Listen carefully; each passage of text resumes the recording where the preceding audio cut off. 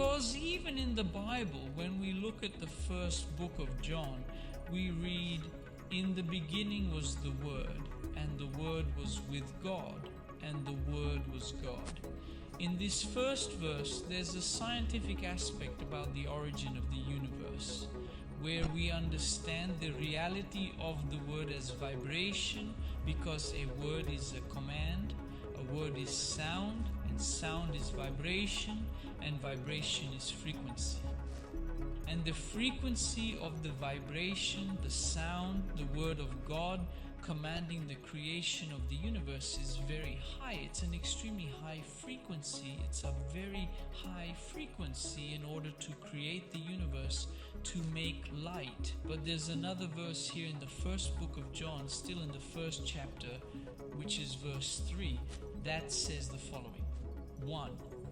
All things were made by him, and without him nothing was made that was made. What does this mean? In my understanding, according to my studies in Primordial Astrology, all things were made by God's command. That is, everything that was made by God's command, was made with the word, with energy, with the information of the divine command. Fiat lux is a divine command, and through this command, fire was created, light was made, and light expanded, creating other elements. This is something very important to understand and truly fantastic. Everything hidden in the shadow of creation received this energy as vibration, because light has its own vibration. The heat of light, light is heat, heat is light, but it didn't receive it at a high frequency and therefore didn't develop the power of co-creation. Everything hidden in the shadow of creation received this energy, this force, this vibration, but it didn't develop. As it was in the shadow, not in the light, it was in the shadow.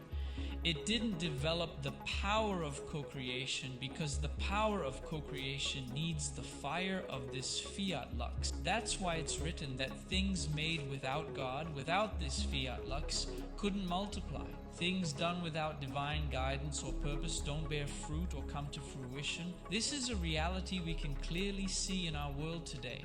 I'm introducing these concepts so you can shift your perspective when looking at your astrological mandala, and when we start studying it, you'll notice that there's an essence, a purpose there, and that's what will give momentum and expansion to your life. Through Genesis and the writings of the Apostle John, we can understand that everything in the universe is made of energy, word, sound, vibration, and frequency. So we come to understand that the universe is mental, because it's through the mind that the word becomes reality. Isn't that right?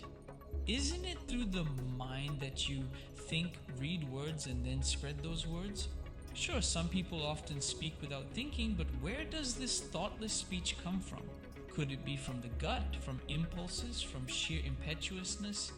Where exactly does this speaking without thinking originate? It certainly comes from the mind in a primitive state of consciousness. I, Felipe Lorero, particularly like to think that we exist within the mind of God.